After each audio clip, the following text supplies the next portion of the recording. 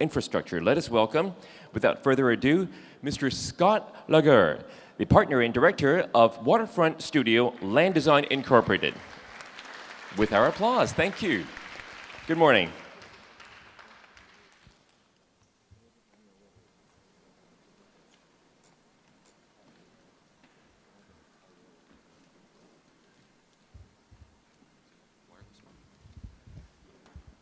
Ni hao, dacha hao.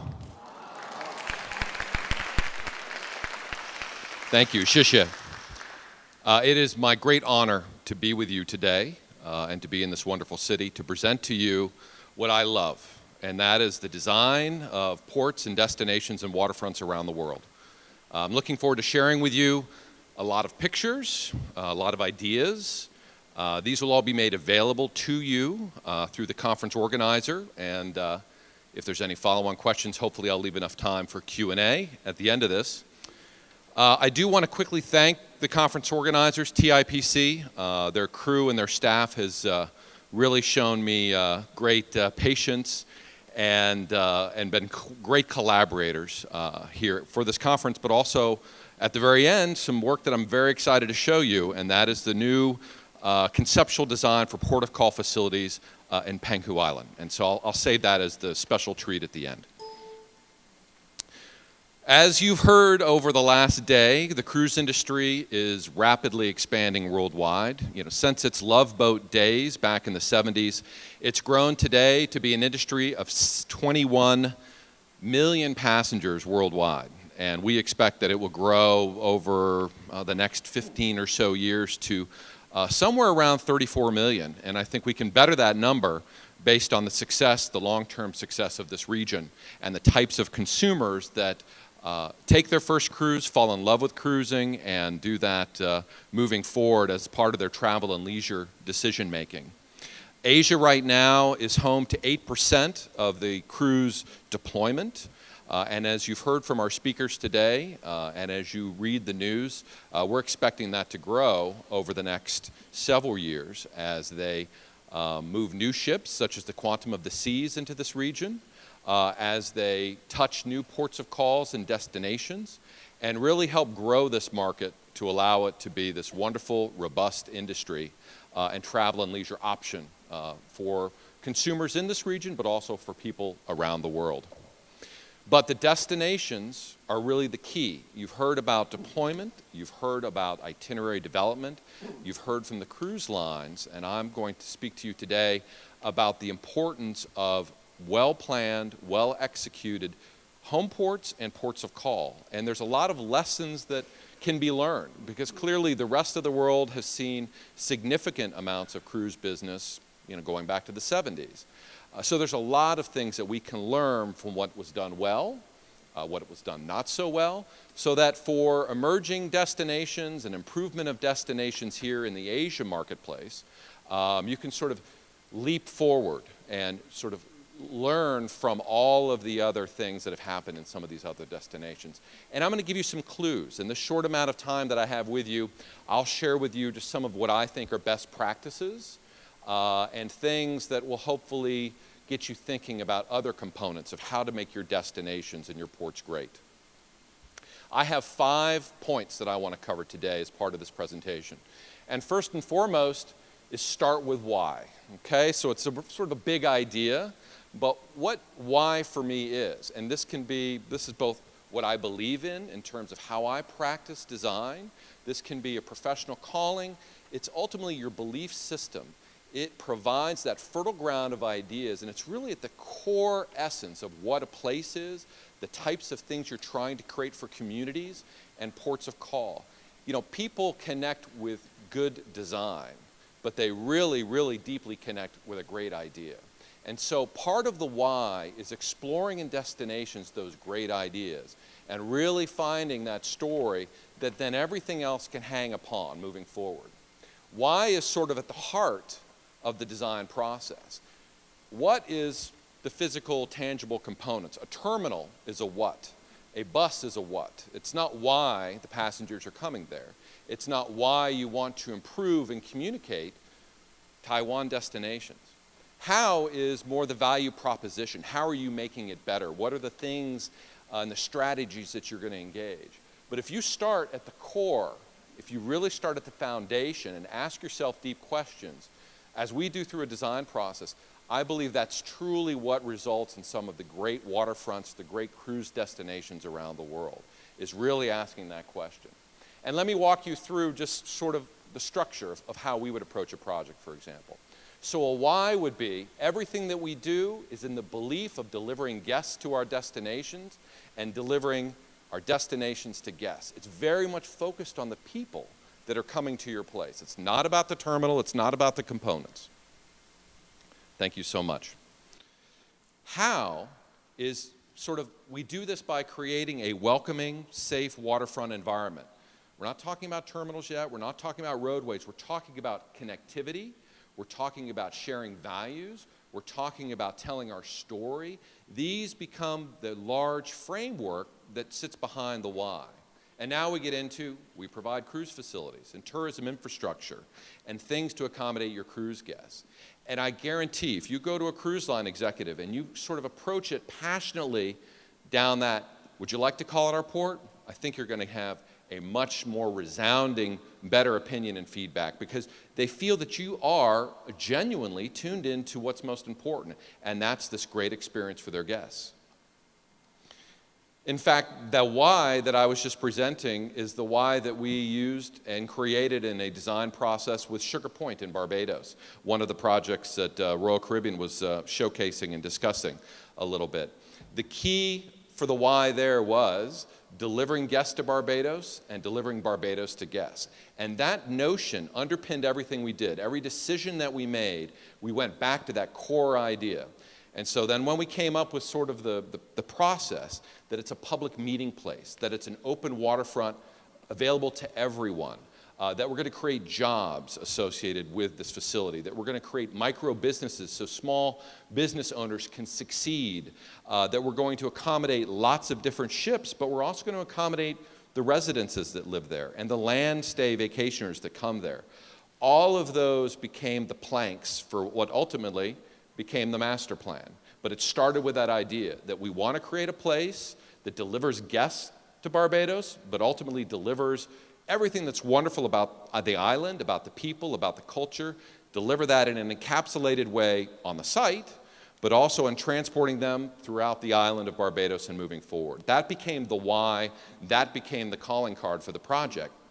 And as you start to explore and think about, one of the foundation pieces that we always start off, when we're really trying to understand what the why is or what the great idea is for a place, one of the great places that we can start is just being authentic. Really telling your story, celebrating your past, your present, and your future. We love to talk about this idea of memory and prophecy. We're looking back, we're exploring our heritage, where we've come from, and then the prophecy, how we're using that as an idea to move forward and to tell the story for future generations on the waterfront. Start with why.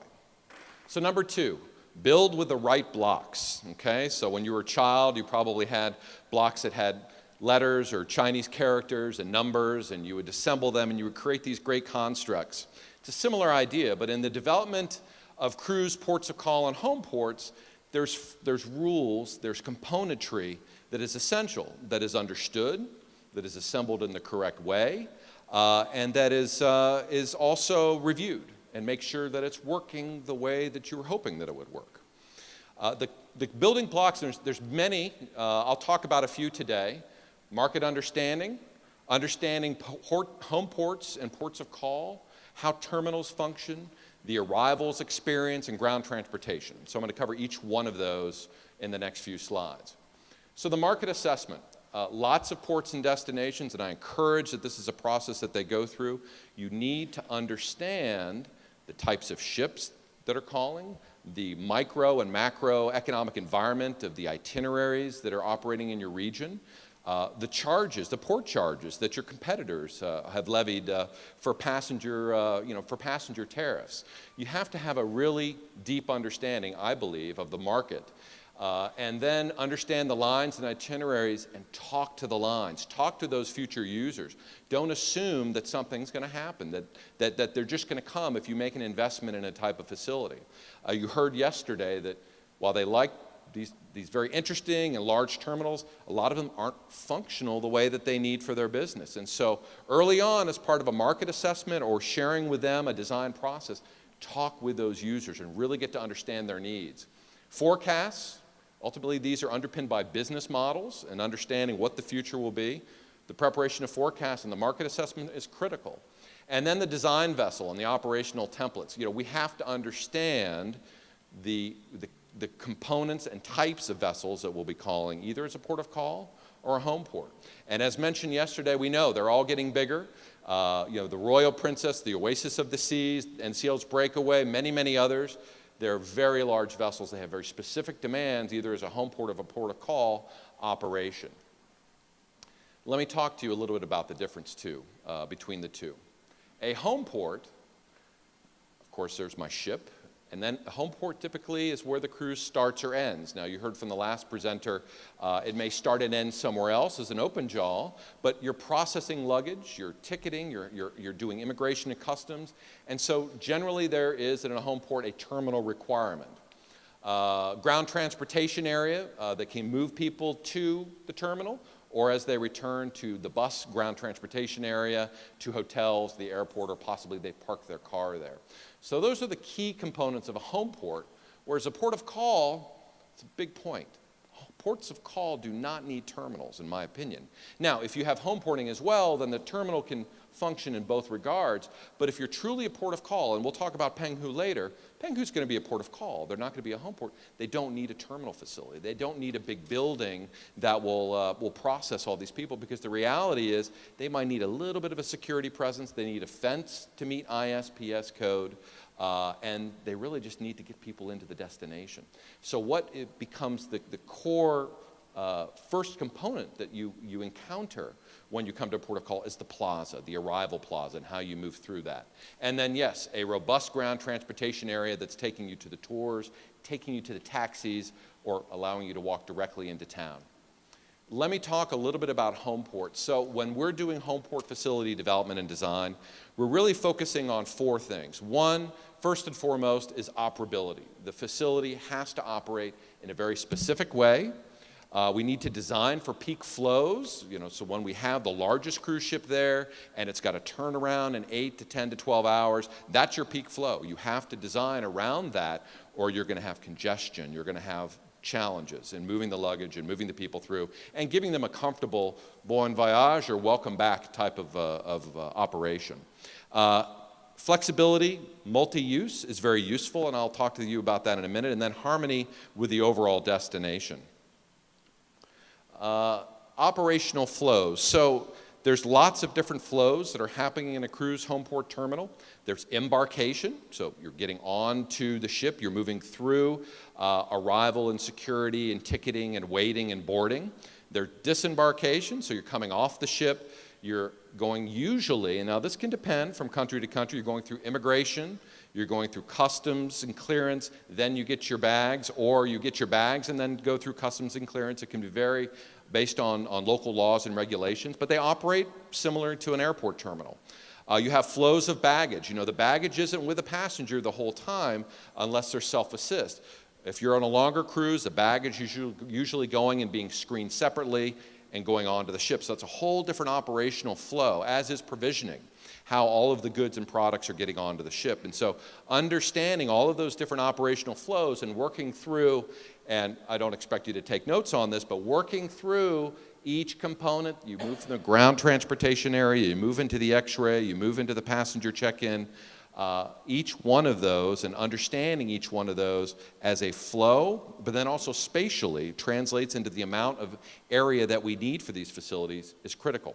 That just shows you the outbound flow, and here's the return, coming from the ship into the gangway, possibly passport control. Meanwhile, your bags are going a different direction to meet you, usually on the ground floor of the terminal building, into baggage reclaim, customs, and then onto the bus or back to your car.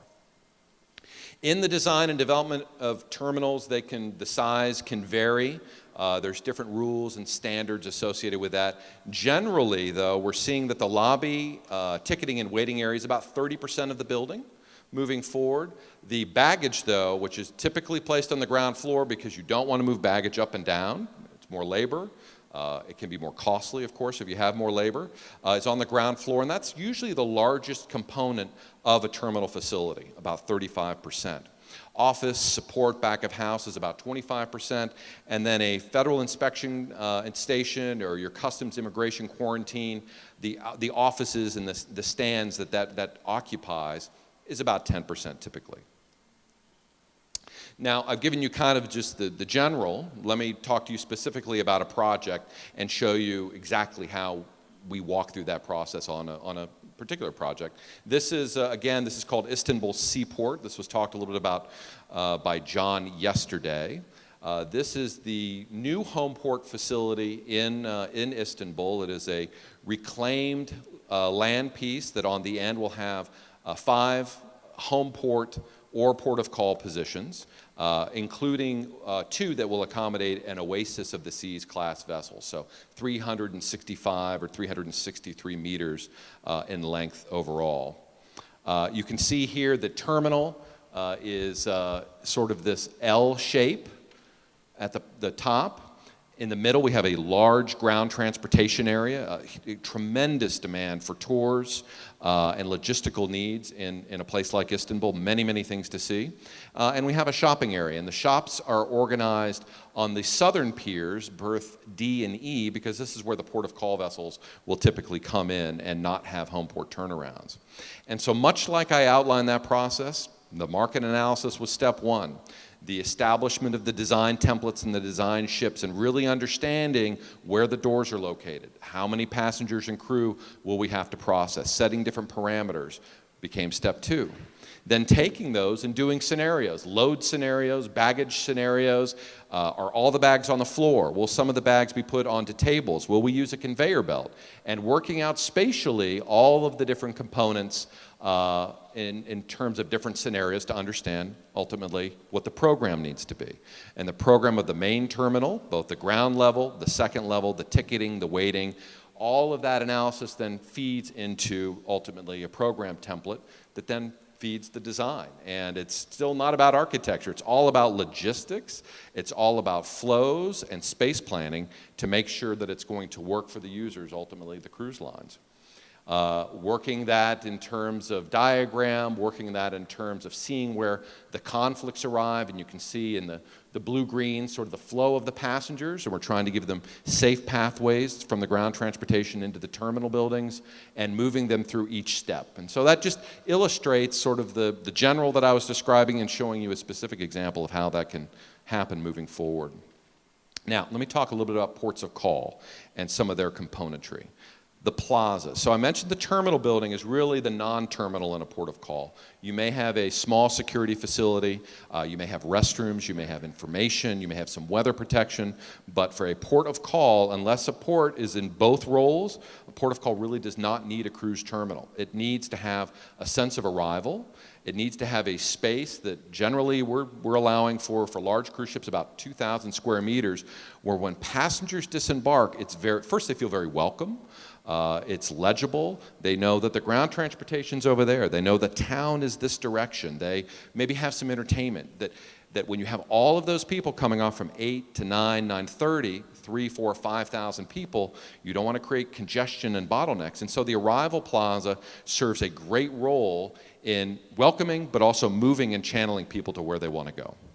Here's an image of the Arrivals Plaza in Sugar Point in Barbados, the project. And you can see it's very wide. This one is actually almost 3,000 square meters in size, with retail, with entertainment, with visual terminating points, and all of the other components associated with that. Now, ground transportation for the tours and for a port of call facility, one of the first and most important rules is the tours that are scheduled on board the ship should be given priority. So as soon as those passengers disembark the vessel, it should be very clear as to where the scheduled tours areas are. Usually there's docents or people with paddles leading and collecting the guests to those buses, but they should be given priority. And they should be placed as close as reasonable to the cruise ship or to the disembarkation point of the cruise ship. Then the independents, the ones that, the providers that have not already pre-purchased on the line, and taxis are given either a consolidated area or possibly the independents are placed adjacent to but beyond the scheduled tour pickup, and the taxis are possibly given in another location. But sort of thinking through and the placement of that is very critical to the guest experience but also to the cruise lines, and their shore excursion teams really will be happy to work with you to make sure that those are organized in the correct and proper way. Not going to go through all of this, but just when we're thinking about the layouts for ground transportation, the positioning of the buses, how those yards will clear, how they will clear over a period of time, the backing that may or may not be required. There's lots of different ways, given land area, for us to strategize a safe, effective, and efficient movement of passengers through what can be a very chaotic zone. And in fact, ports of call, if they're going to break down, if they're going to get bad reviews, a lot of it will happen because of a poorly managed and a poorly designed ground transportation zone. And so when we're doing design of new facilities, we're looking at all of the different components. And we're also talking to the shore excursion providers. We're taking an inventory of the types of buses, the types of tours, when they're going to return, so that we can make good decisions and really make sure that this is a well orchestrated zone. Providing shelter and comfort areas while the passengers are waiting for the buses, waiting for the taxis are very important. As well as zones that, as I mentioned, you're collecting the guests. The guests are, there might be paddle 18 and all the guests are coming over to group 18, making sure that, that there's space for that to happen. And as I said, ideally, possibly some weather protection or shelter. Making sure that the areas have long curbsides if possible, that are very legible from a distance so that the cruise passengers and the providers can really discern the correct direction to move, as well as making it safe, bollards and structure so that you don't have conflict between pedestrians and the vehicles, the buses, the taxis, the Jeep tours, and the other components. Now, for a port of call, we do a lot of work in understanding the flows of people and the behavior of people through the retail environment, through the town, through the other components. One of the projects we're working on right now is in St. Martin, and one of the first bits of analysis that we did, St. Martin receives about 1.6, 1.7 million guests a year. It is it's the sixth most busiest port in the Caribbean. That's a lot of people, and in fact, when we did our analysis, if you look at the Magic Kingdom, their average daily attendance ranges from 50,000 to 60,000 guests. With the expansion of the Port of St. Martin and a 7th and an 8th berth, we're going to have somewhere between 40 and 45,000 guests in a day, on a Wednesday, on a peak high season day.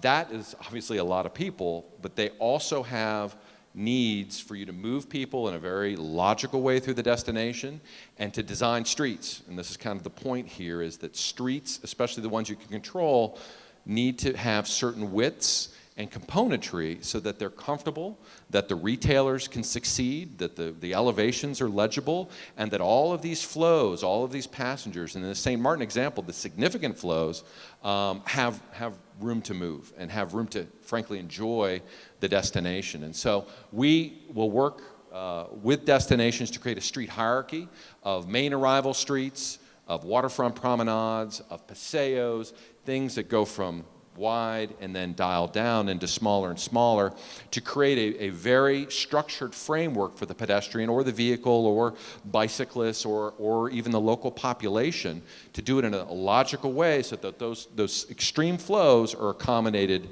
well and that the destination really delivers itself well. Okay.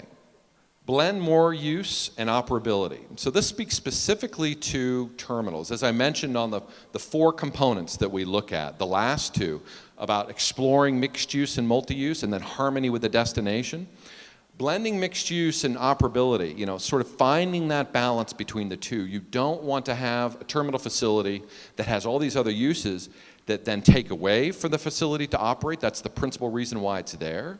But there are ways that you can encourage and adopt different types of multiple uses into facilities and have both work in a very compatible and sympathetic way. And I always try to tell my clients, remember that cruise ships, they're inherently mobile. They may be here today, they may be here tomorrow, but after that, unless you have a long-term agreement with them, you're somewhat at their whim. And it may not be something you did. It may be as part of your itinerary another destination that's failing, or another issue, or the region has got some kind of an issue going on. So you have to always sort of prepare and plan for the potential risks that are inherent in having a cruise, an active cruise business. And facilities are very expensive. So working both sides of that really, I think, helps you get into the mode of trying to explore multi-use and mixed use. That does reduce project risk. It can, in some cases, supplement income streams. I mean, it's not going to pay for a $20 million berth and a $25 million terminal, but it can supplement, and it can at least cover some aspects of operational costs, at least on a terminal and some types of uses. It helps certainly get better utility out of a facility, and if designed in a very flexible way, there's a lot of different things that you can do, especially in a seasonal market. So when you only have cruise ships 6 months out of the year, what's happening with the building?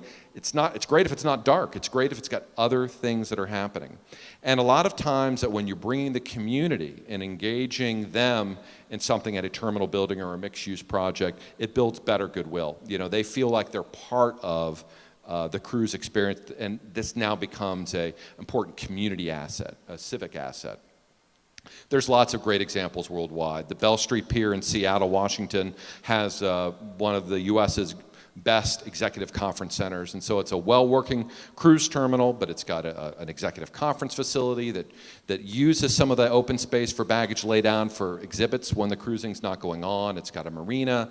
It's got many, many other components. That's a great example of a good mixed-use, multi-use facility. As is the terminal in Hafen City in Hamburg. We talked about iconic, or John talked about iconic terminals. This is iconic in its minimalist approach, right? The exterior facade is containers, or is perceived as containers, and it's basically a rectangle. But it's iconic in its own way and extremely flexible the way it was designed, and it allows the open space in the middle to, as photoed here, it's a book fair or a literary reading or conference, and it allows that building to, again, have lots of different use and serve its purpose. A terminal concept that we prepared here locally, again, wide open spaces, and in this case, in this case, will be the next slide, having possibly open spaces. Yokohama's cruise pier, I think, was legendary in its ability of incorporating open spaces and pedestrian zones and environmental surface treatments on top of a building that was a home port and port of call turnaround. And you're seeing this in other concepts all over. Can we bring pedestrians onto the building? Can we make this building feel like an extension of the parks or the natural environment around this area? And those are all good types of mixed-use and multi-use components that can be explored for your facility. Delivering the destination, my fourth point. When the passengers arrive, especially on a port of call, but even as a home port, they're not here to see your terminal. They are typically not here to see your berth, your wharf, your bollards, the lines, the terminal building, or even the GTA. They want to get into the destination. They want to get on that tour. They want to walk into the town. They want to start to immerse themselves into the place, into this great place that they are spending 8, 12, maybe even an overnight. And that is truly the key, is trying to deliver then for them the essence of the destination. And while the terminal and the arrival facility, all these things can be nice, it can be welcoming, it can be a gateway, the real key is making sure, I think, that there's all of these other components that are put into play to make that guest really enjoy their time and experience there and learn something.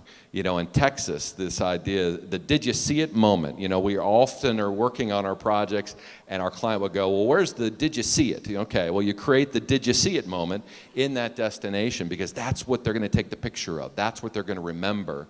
Or get them to the Did You See It? It's the Big Buddha, it's the other wonderful things that people are coming from around the world to come and see in your port and your destination. Get them to that place.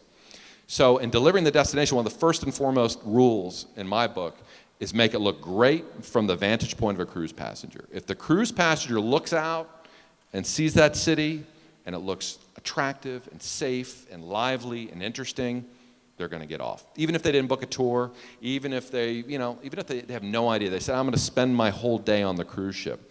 If it looks enticing, chances are they're going to step off. And it could be even something that's created on the site. This is the port of call facility in La Goulette, Tunisia. Very compelling. I mean, it's obvious that it's a souk marketplace, but it just looks so compelling from the ship. And it's surrounded by a cargo port, but they made a movement that really makes for a reason for those folks to possibly step off. And remember, the folks who are not stepping off are not spending money on your shore and not creating economic benefit associated with that. So that first view to get those passengers to come off can, of course, lead to increased spending and better economic benefit associated with their presence there in that destination. Entertain them. As John mentioned, it's a failure in many ways that if the guests want to come back to have their lunch or at 1 or 2 or 3 o'clock, that the destination has kind of failed. One of the ways that you keep them there longer is provide entertainment, either the public provision of entertainment or privately. Mallory Pier in Key West, Florida is a great example. The sundown celebration that they have, where they have jugglers and they have people with cats jumping through flaming hoops. It's compelling, it's well known, and the ships will stay longer to let everyone have an opportunity to participate and see the sundown celebration. Signage and wayfinding, it's a big bone of contention that I have. When you go to a destination, you have no idea how to get through. The signing is illegible, it's not found, it is not bilingual, it does not use icons to tell you where things are. This is a great example of a good sign. Not a lot of information, good strong sort of color on black background, directional, bilingual, English and Spanish, and icons. I love icons. If you see the drink with the umbrella, you don't need a word. You know that that's where the cocktail or the bars or food might be. Great example of signage. Here's a bad example of signage. Even from where you're sitting, I don't know, it's where do I go? You know, there's arrows going every different direction. It's not readable.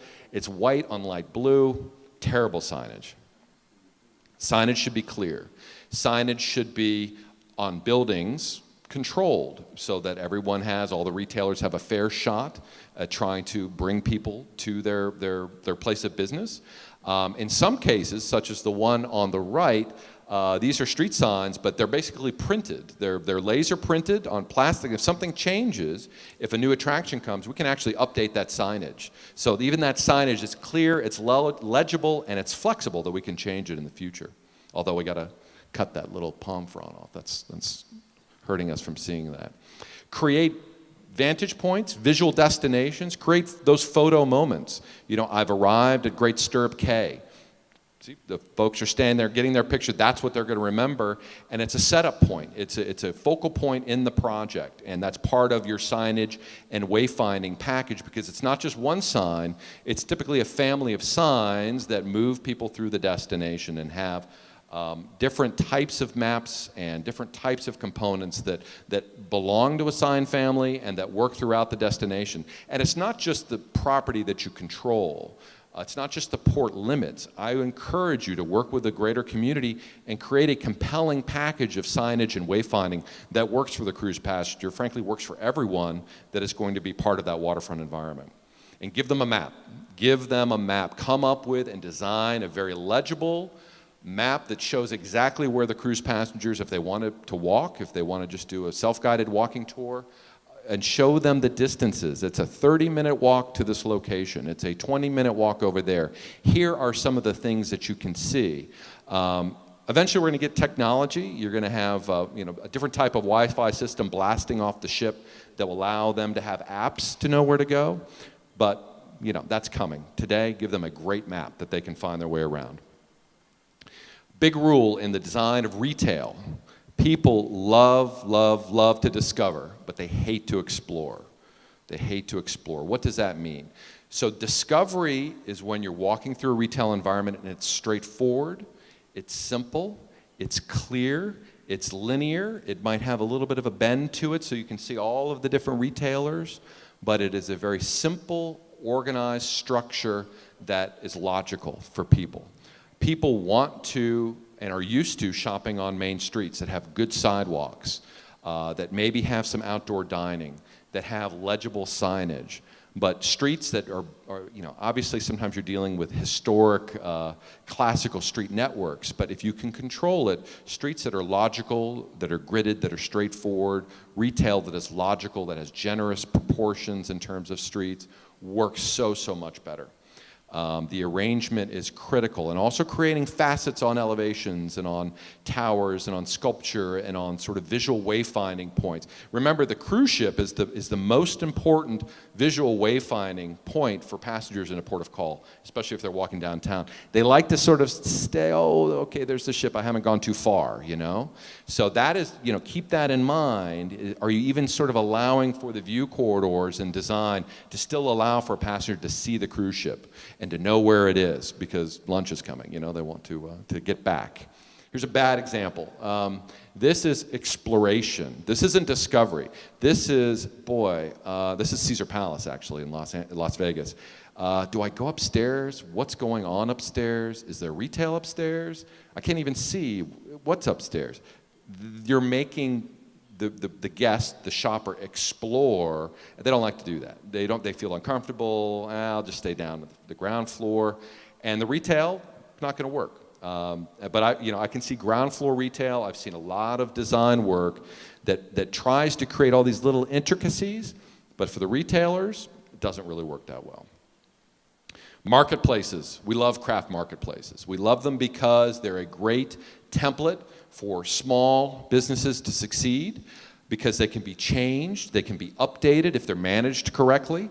And a lot of times the guests are coming to your place because they want something authentic. They want to feel like this destination is telling them a story, is giving them something or access to something that they can't get anywhere else in the world. And the marketplaces, and sometimes not even just the products, but the interaction between the people and the consumers in that marketplace is what really for them becomes a lasting memory and creates those great impressions.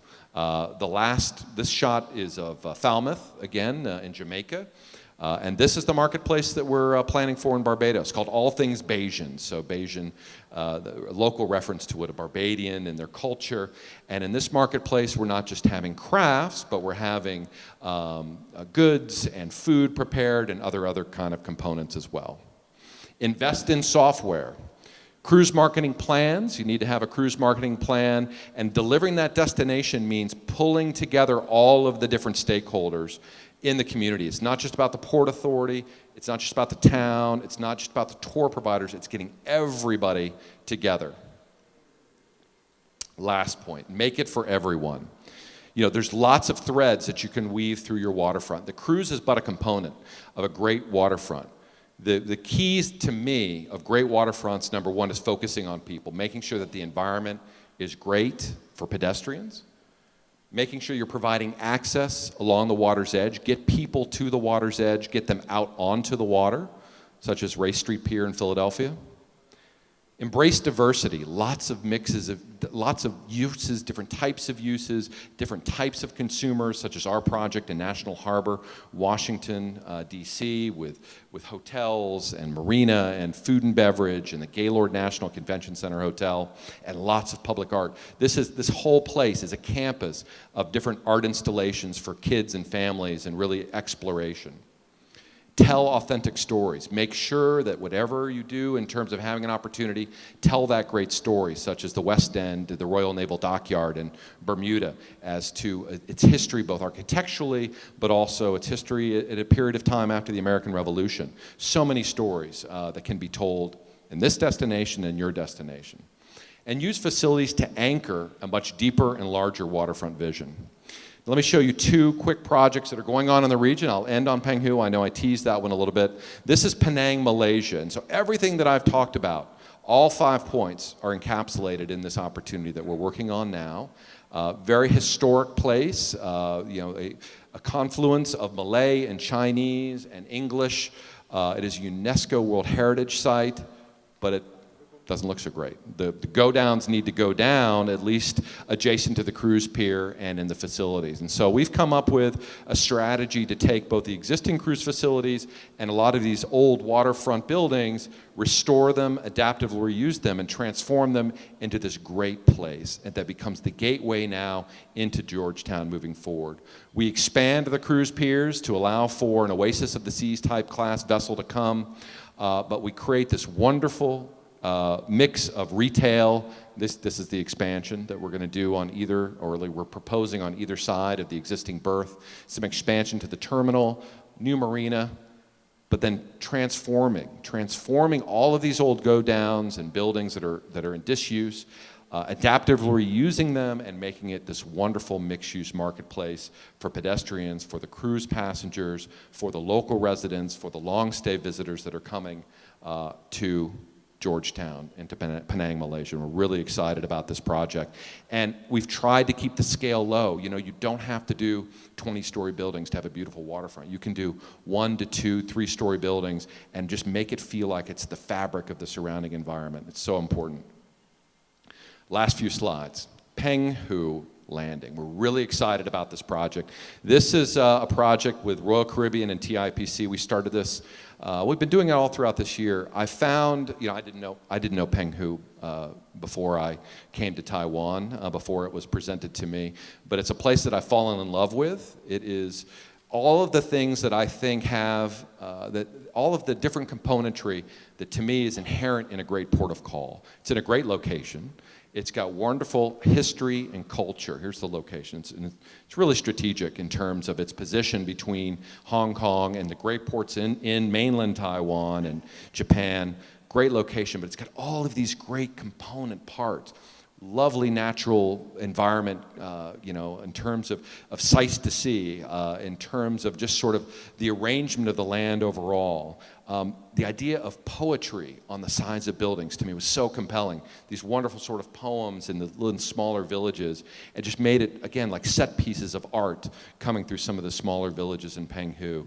All the way to memorials to pop stars and other people who are from Penghu or from that area. There's so many little stories, so much richness, and what is kind of, you walk off, it seems simple, but you scratch the surface just a little bit, it's so compelling. And I really, truly believe that cruise guests are also going to find Penghu to be a fantastic 8 to 12-hour stopover as part of their larger cruise.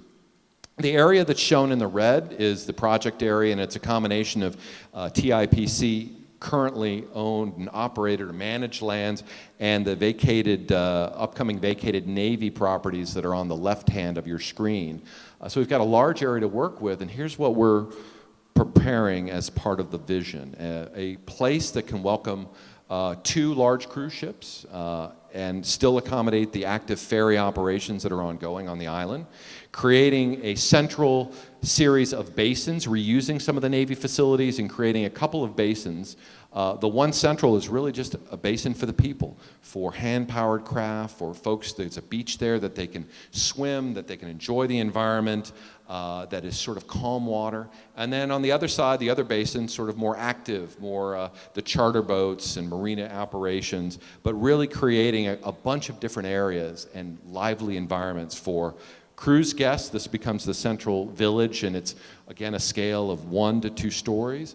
It's intimate. It's going to communicate the character and the culture of this place. It's going to engage people about craftsmanship, about heritage, about history, and still meet all the rules that I described. It'll still work operationally. It'll still be able to get the buses. It's going to have the best signs that you've ever seen. They're going to be like in 2 or 3 languages. It's going to be really a fantastic place. So we're looking forward to that advancing and moving forward. So just to recap, my 5 books. Start with why, build with the right blocks, blend mixed use and operability, Deliver the destination. That's, to me, the most important one. Deliver the destination, and also make it for everyone. Make it a place that is not just about the cruise guests, but it's for the local people, it's for the land-based vacationers and the visitors that are coming to your place. I thank you so much for your attention and the opportunity to be here. And thank you for this fantastic presentation. Really looking forward to Penang and Penghu. Thank you to Mr. Scott Lagarde. Once again, our applause. And now we break for coffee. Another 10 minutes break before we start our panel 3 for this day 2 of Asia Cruise Forum. Thank you, ladies and gentlemen. 10 minutes coffee break again.